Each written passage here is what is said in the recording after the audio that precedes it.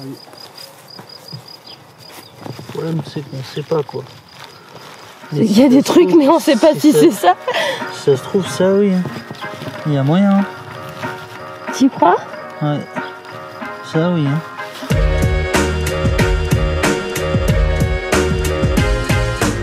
Avant de commencer à planter directement en terre, on a voulu s'essayer à quelques semis. Sauf qu'on n'avait ni serre, ni grand espace où la mettre. Donc on a fait un peu avec les moyens du bord. Ça, c'est un présentoir en bois qu'on a récupéré à l'arrière d'un supermarché. Et on a fixé dessus du papier bulle qu'on a récupéré de notre déménagement. Ça passe. Le seul truc, c'est que là où on est, l'hiver, il dure assez longtemps. Et quand les gens étaient en train de commencer à faire leurs semis en février, nous, on déblayait encore la neige dans la cour, quoi. Alors on a commencé plus tard, mais franchement, les températures, elles étaient assez difficiles à gérer. Donc on est quand même plutôt parti sur le principe que nos semis donneraient pas forcément quelque chose. Mais on a essayé de faire les choses bien. Oui, mais il y a tomates blanches aussi, mi-saison, qui elle, normalement, c'est de février à avril en semis. Tomates rouges, tomates jaunes, tomates blanches. Alors, ça, c'est du marc de café mélangé à de la terre triée. Parce qu'on a vu que le marc de café, ça peut être un très bon fertilisant. Donc on s'est dit que ça pourrait peut-être donner un petit coup de pouce à nos pousses. Alors on espère que ça va pousser un peu. J'ai trop hâte de voir les premières petites têtes. Tu retasses un peu par-dessus doucement. Pas trop fort, hein, le tassage. C'est vraiment léger, plus léger que l'autre.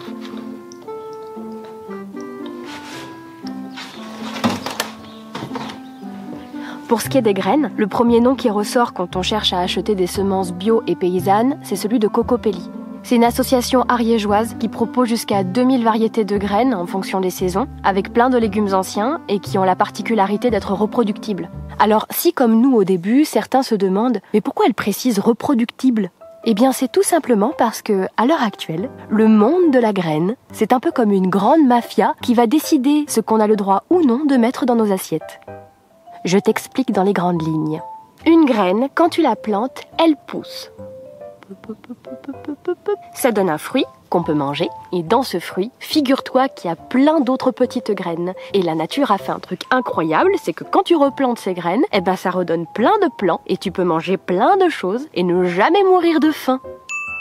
Mais il y a des gens à qui ça n'a pas plu, ça. Oh non, parce qu'ils pouvaient pas se faire assez d'argent. Bah oui, parce qu'après les agriculteurs, ils ont plus besoin de revenir tous les ans à acheter leurs graines aux industriels. Du coup, ils se sont dit ça. Bon, voilà l'idée. En gros, on va dire que les légumes reproductibles, c'est dangereux, parce qu'on pourrait tomber malade avec ça. Mais nous, on va créer des graines, et des bonnes graines. Celles qui sont non reproductibles et résistantes aux pesticides. Les pesticides qu'on produit, patron? Évidemment, les pesticides qu'on fabrique. Et comme ça, ils ont le pack. Et j'ai décidé de l'appeler le pack Résilience. Mais c'est génial, patron! Je sais.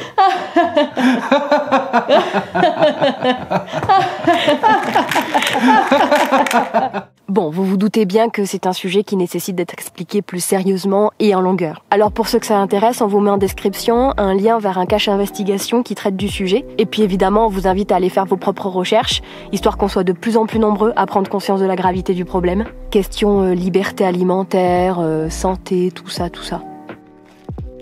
Nous, au final, on a fait notre commande chez Cocopelli, parce qu'on connaissait qu'eux à l'époque. Mais c'est quand même pas mal d'essayer d'aller dans des coopératives d'agriculteurs de votre région, parce que souvent, il y en a qui vendent leurs propres semences, et c'est toujours mieux d'acheter des espèces locales.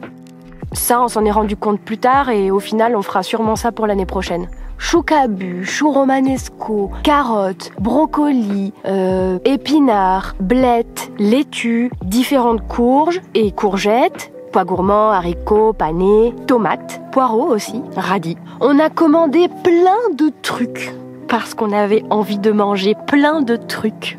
D'ailleurs, petit conseil, c'est quand même plus intéressant de passer ses commandes en automne ou en hiver maximum parce que bien souvent, t'arrives au printemps et puis il n'y a plus rien parce que tout le monde est passé avant toi. Donc si tu veux avoir encore un peu du choix, c'est mieux de faire ça un peu à l'avance. Carottes et les navets, ils vont commencer à faire un petit peu d'ombre pour la laitue, enfin très peu, hein, mais c'est toujours ça. Et la laitue, elle a besoin d'ombre un peu? Bah ouais, toutes les salades en fait, faut que ce soit un peu... ombragé? Ouais, un petit peu. Pour réfléchir aux meilleures associations de plantes à faire entre elles, on s'est aidé de ce livre, Les bonnes associations au potager, de Noémie Vialard. Mais bon, on s'est quand même rendu compte que dans la réalité, tu peux pas toujours faire exactement comme il faudrait, comme ce qui est écrit sur les livres, tout ça. On avait très peu d'endroits avec de l'ombre, ce genre de choses, donc on a fait au mieux, puis on verra bien ce que ça va donner. Mais en vrai, le truc très utile à faire, c'est surtout d'aller voir les gens du coin et de leur poser des questions. Parce que eux, ils expérimentent leur terre depuis des années, ils ont plein de conseils à donner, et franchement, ça peut faire gagner un temps fou.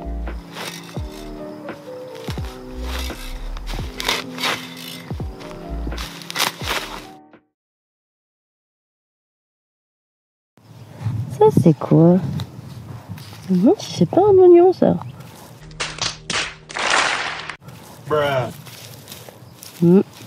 Au dos des paquets Cocopelli, ils expliquent un petit peu comment il faut faire pour planter chaque truc. Et la plupart du temps, ils disaient qu'il fallait faire une ligne et de semer comme ça sur cette ligne.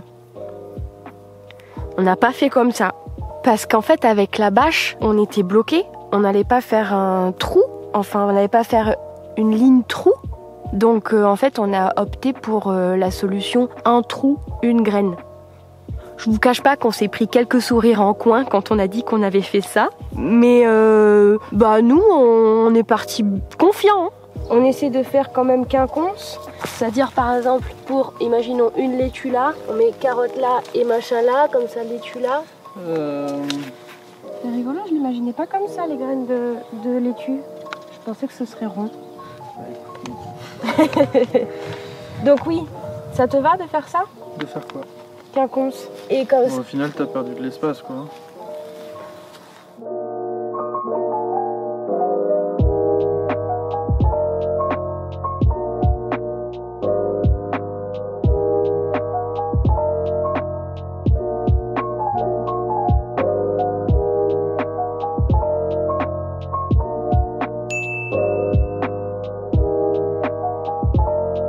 Une fois le travail fini, on a attendu, hein. Voilà. Enfin, on a arrosé de temps en temps quand c'était nécessaire, et puis on a regardé tout ça tranquillement grandir sous nos yeux. C'était cool. Sympa. Merci le cadeau. Ça? Tu crois? Ça aurait déjà poussé tant? Ah là là. Il y a des trucs, on sait pas si c'est ça ou pas. Là? Non, c'est pas possible ça. Ça c'est une patate, ça n'a rien à voir. Nos premiers petits. Et là par contre ça a rien donné, à part de l'herbe. Le céleri. J'ai le seum. J'aime bien le céleri. J'en voulais. Tomate, tomate, voudrais bien-tu pousser? Tomate, tomate, nous donner des fruitiers. Pas trouvé la rime. On va la planter. Oui. La petite. La petite.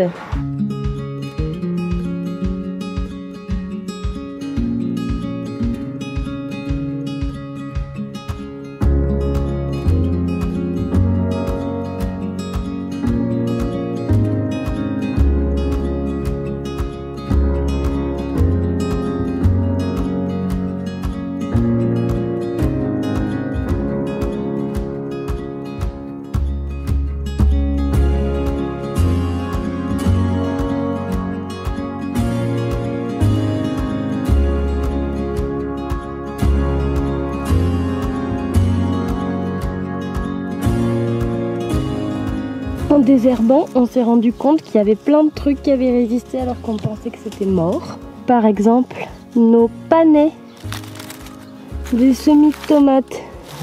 Bon, ça c'est pas sûr que ça tienne, hein. C'est sûr que celle-là, c'est autre chose.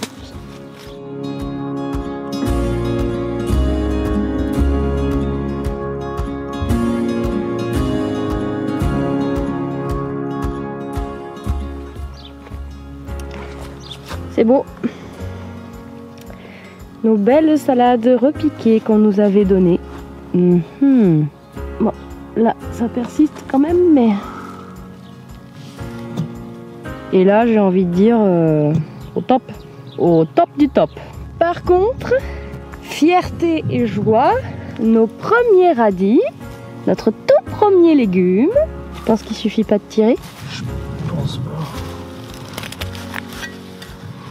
Ouais. Notre tout premier légume, Clément. Oui. Beau. Qu'est-ce que tu ressens?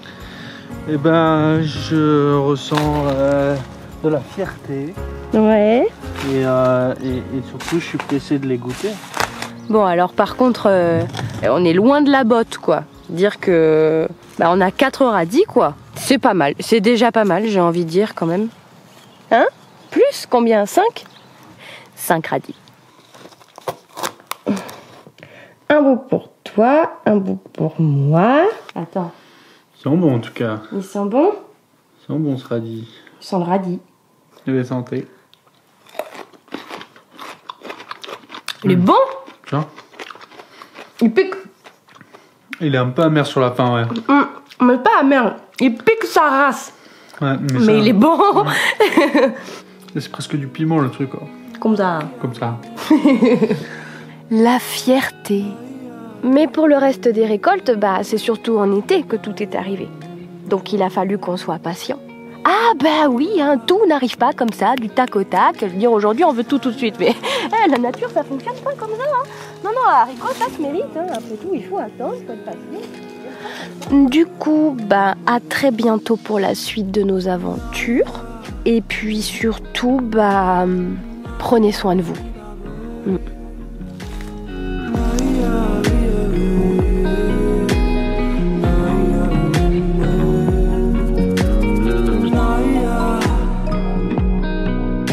Oh, une petite araignée qui s'est mise sur mon micro. Tu peux t'en aller, s'il te plaît. Pop, pop, pop, pop, pop, pop, pop. Attention, les montagnes russes. Elle s'est envolée.